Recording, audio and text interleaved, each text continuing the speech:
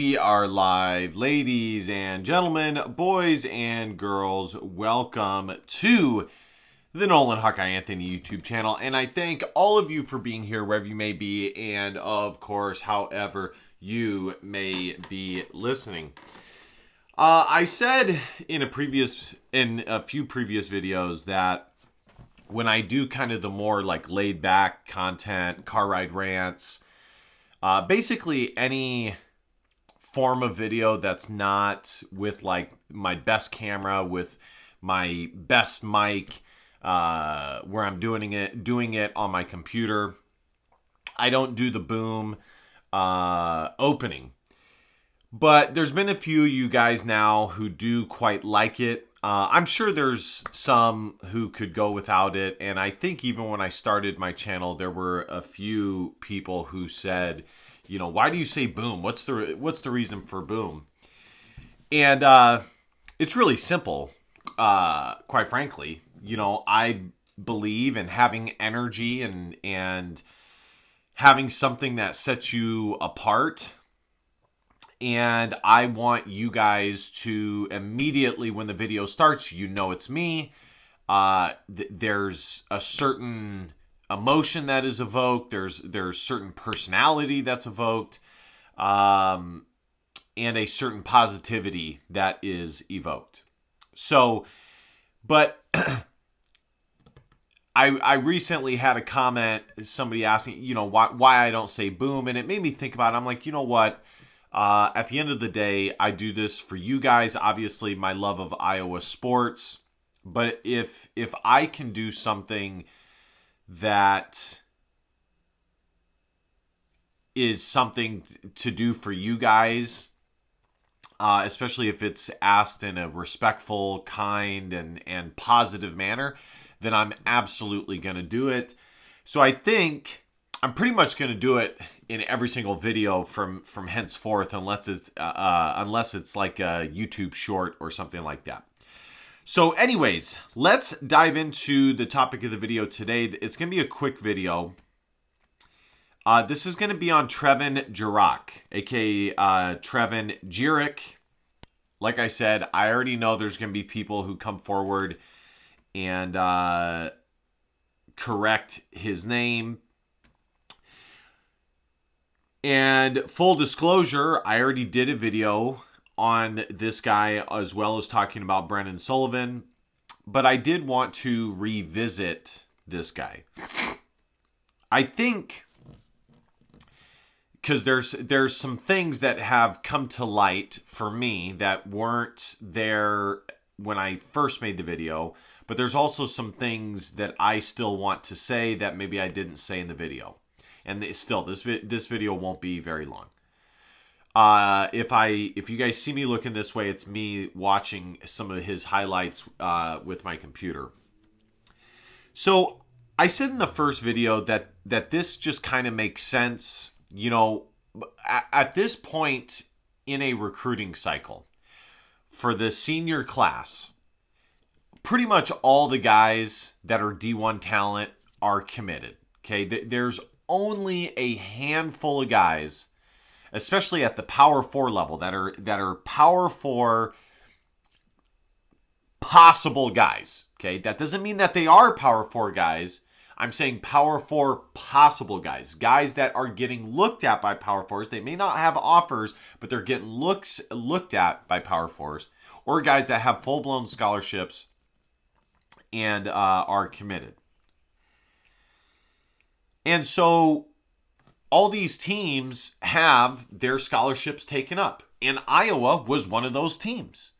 And quite frankly, Iowa, I really liked the recruiting class that they had for the style that Fran McCaffrey is going for, and kind of what it appeared to me that he was transitioning Iowa towards, or making an attempt to change Iowa towards. You know, he had a few high 3-star guys, really highly rated guy in Joshua Lewis. I would love for Iowa to still be able to land him. We'll see what happens with that. I think if McCollum was inclined, I think he would have a decent shot at doing so. because of the reason I just said, that all these other schools have all their scholarships taken up. There's not really any openings unless there's a coach change, unless there's a decommitment here or there. But by and large, all their commitments are taken up. All their scholarships are taken up. I would take all the guys that were in this recruiting class, including Isaiah Johnson-Arrigu, who was a transfer and was going to be, I believe, a redshirt sophomore, either a redshirt sophomore or redshirt freshman going into next year. Actually, I think it was a redshirt freshman. No, it would have been redshirt sophomore. I was right, redshirt freshman, because he left in the middle of the year Miami and came to Iowa and had to sit out the rest of the year. But he would be able to maintain his red shirt. But I digress. It doesn't matter because Iowa probably, he's going to play for St. Thomas in Minnesota. But all these guys, like the main guys, Badara Diakite, Joshua Lewis, Desmond Briscoe, those guys all have good size. They have good length. They have good athletic ability in their own way. Those would be all guys that I would be open for. But as I said in the previous video, I am not going to be very critical of Ben McCollum, and it has nothing to do with it being Ben McCollum. This is just my philosophy. Anybody who is a first-year coach, I am going to be like non-critical on their construction of the roster. However, whoever they want on their roster, that is up to them. I am not going to critique it until we get into the season and we start seeing the results on the court. And so that was a very long way of saying that when it comes to Trevin Jirak, I think that it was a good match in that Iowa obviously had the coaching change. All these other rosters are filled up. All these other scholarship spots are filled up. Drake obviously went after him before. He chose to go to UNI.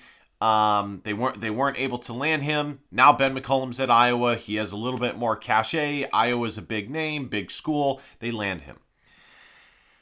But what I was not aware of is that this kid apparently last year was like 6'4", 6'5", and in the past year has grown to be 6'9", 6'10". And now it's like, okay, yes, this absolutely makes sense. Because to tell you the truth, even Fran McCaffrey was evaluating this kid and was interested in this kid. But ultimately, Iowa didn't, I don't think they had any scholarships available. And this kid was too good to get him to come to Iowa as a walk-on or something like that. Like I said, he chose to go to Northern Iowa. And that was that situation. But even Fran McCaffrey was checking this guy out. But again, Iowa's roster was taken care of. They had all their spots. They had 4 commitments in the recruiting class. And it goes even deeper than that. When guys have growth spurts, you basically have like 2 dominant opinions. You have some coaches that are like hesitant because they're like, ooh, where'd this guy come? He kind of came out of nowhere. Is he really that good? And there's kind of like this skepticism. And then there's guys that are like, no. Yeah, this guy is legit. If anything, this guy has a ton of upside because he just grew to be 6'9". Case in point, the Murray twins, Keegan and Chris Murray. They didn't grow. They weren't 6'8" until a year removed from high school. So I really like this pickup, and Ben McCollum is really in like a precarious situation in that he wants to be competitive next year. He lost all of the commitments either by choice, by him kind of pushing that to be the case, or mutual or not so mutual, whatever the case may be. Iowa lost all of their high school commits. But on one hand, you're trying to balance the guys that came over from Drake, which is like 4 or 5 guys at this point, all talented guys that are proven Division I talent, while also trying to build for the future. But you have to be careful with that, because you don't want. I mean, his first couple of years are going to be the foundational years to set up your program. You have to land the right freshmen to set the tone for your program's future. It has to be the right guys, both on a talent level and a culture fit level. So I have checked this kid's highlights out. He can pick and pop.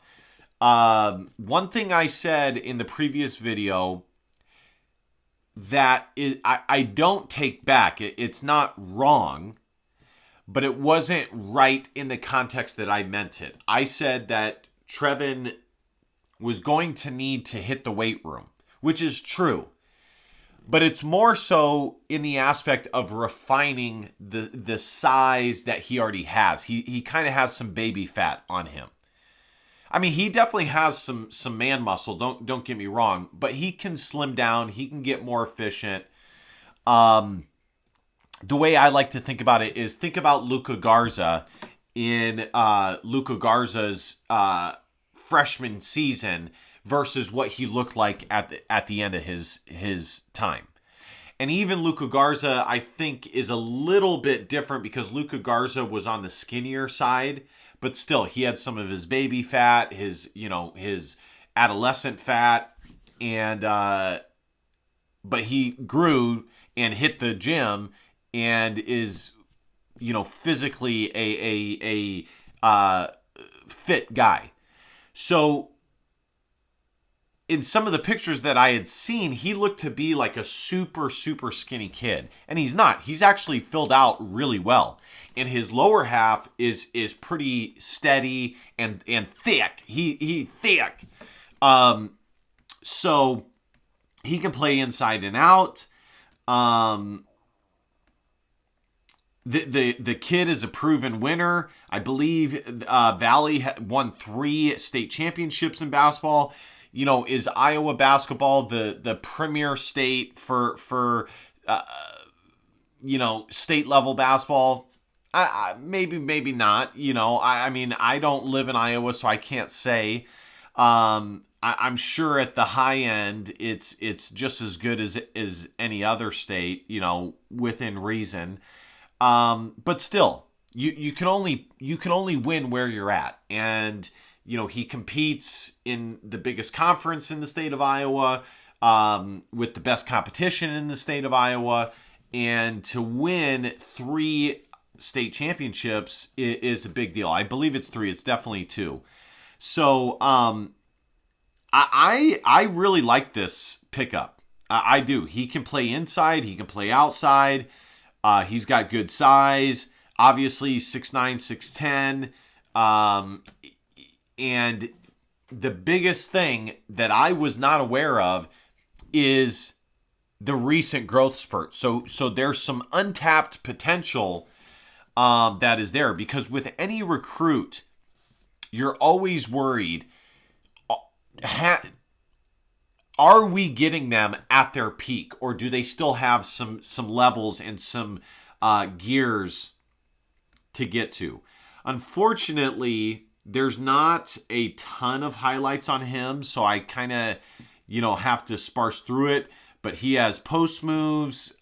He can knock down shots from 3. He's got good shooting form. I like this pickup. I like this pickup. I really do. So we'll see how it pans out for Iowa. I think his biggest thing, me watching him, is to work on his feet work, aka footwork. As Shaq would say, feet work. and to become more agile, more quick, and kind of go about it that way. And that will really help his development. So, all right, guys, that's pretty much it. I just wanted to come on here and talk about this. I think it's a good pickup, and I think it's a good foundation. And if Ben McCollum can land the top 60 recruit from the Washington, D.C. area in point guard Nick Lewis, he will have been off to a near perfect start, especially when you consider that Iowa has Bennett Sturts. So if you can land a guy that is that highly rated, that can come in, contribute immediately, but also play behind a possible future NBA guard, that would be nice. But from a standpoint of a roster construction and picking up guys, it would be near perfect. Obviously, he wasn't able to get Josh Dix or Price Samfort, but still. All right, guys, thank you guys so much for watching. I don't want to have this video be too long. Be sure to hit that subscribe button, like, comment. Y'all know the drill. And last but not least, DBAP, don't be a pussy willow and facts are feelings, because your feelings just don't matter. See you guys next time. Go Hawks. Bye-bye.